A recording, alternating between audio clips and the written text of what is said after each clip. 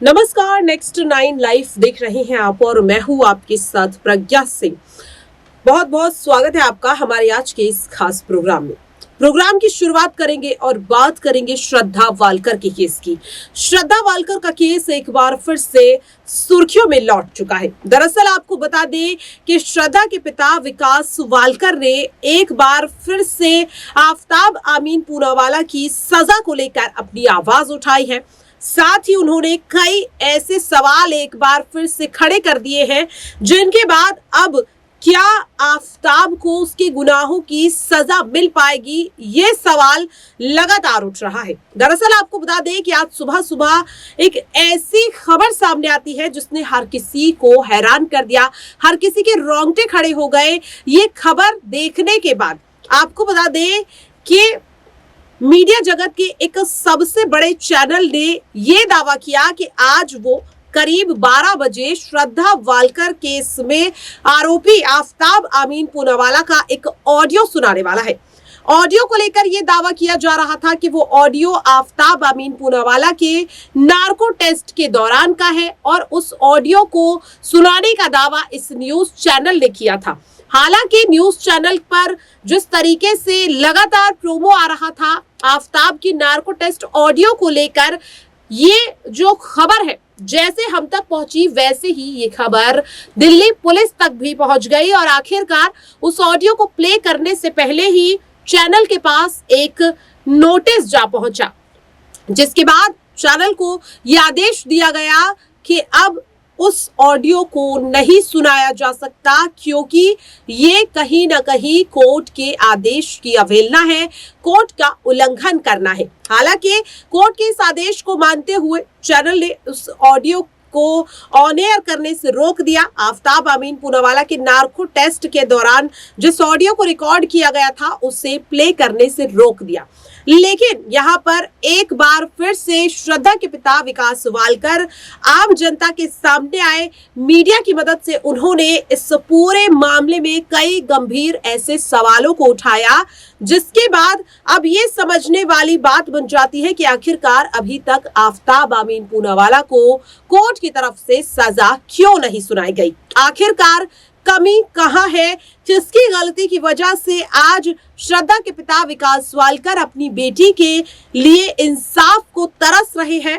अपनी बेटी का अंतिम संस्कार तक नहीं कर पा रहे विकास वालकर का आज एक बार फिर से दर्द छलका है। उनकी आंखों में वो दुख, वो पीड़ा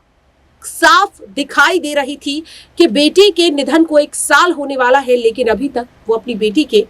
अंतिम संस्कार की भी क्रिया को पूरा नहीं कर पाए हैं, जो एक पिता के लिए वाकई में बहुत बड़ा दुख है। जहां एक ओर आफताब को सजा नहीं मिल रही, वहीं दूसरी ओर श्रद्धा के पिता खुद को इतना बेबस महसूस कर रहे हैं कि ना तो उनकी बेटी को इंसाफ मिल रहा है और ना ही उनकी बेटी को मुक्ति मिल रही है। दरअसल आपको बता दें कि आने वाली 18 मई को श्रद्धा वालकर के निधन को 1 साल पूरा हो जाएगा। हालांकि श्रद्धा के निधन के लगभग 5 से 6 महीने बाद ये केस सामने आया। इस केस पर नजर पड़ी मीडिया की और आफताब को जेल में रहते हुए 4 महीने से ज्यादा का वक्त होने वाला है, लेकिन श्रद्धा को इंसाफ अभी नहीं मिला। आज के इस प्रोग्राम में इन मुद्दों पर चर्चा करेंगे कि आखिरकार श्रद्धा के पिता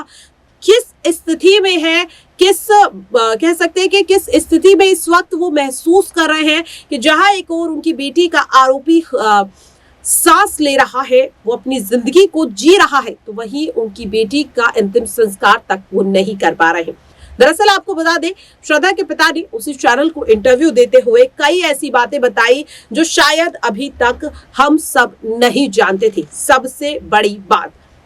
श्रद्धा की जान लेने के बाद आफताब ने उस आरी को दिल्ली के एक मेट्रो स्टेशन के पिलर के पास फेंका था, जो आरी अभी तक पुलिस को मिल नहीं पाई। श्रद्धा का मोबाइल फोन उसने भयंकर खाड़ी में फेंका था, जो अभी तक पुलिस को नहीं मिल पाया। वहीं दूसरी ओर श्रद्धा के पिता ने यह भी कहा कि जब श्रद्धा का पोस्टमार्टम हो चुका है, श्रद्धा का डीएनए टेस्ट हो चुका है, फिर आखिरकार अभी तक श्रद्धा के शव के टुकड़े क्यों विकास वालकर को पुलिस ने नहीं सौंपे हैं, क्योंकि जब तक श्रद्धा के शव के टुकड़े पुलिस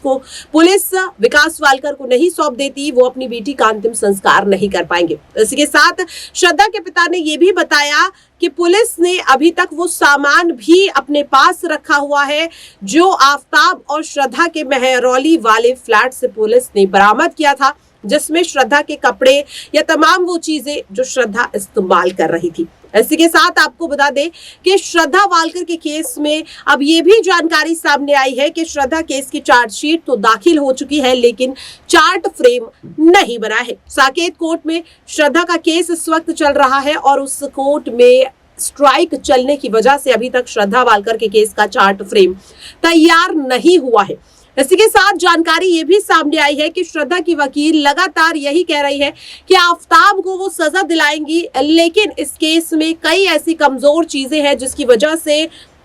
आफताब को सजा नहीं मिल पा रही है। वहीं दूसरी ओर आपको बता दें कि अब इस मामले में पुलिस पर भी श्रद्धा के पिता सवाल उठा रहे हैं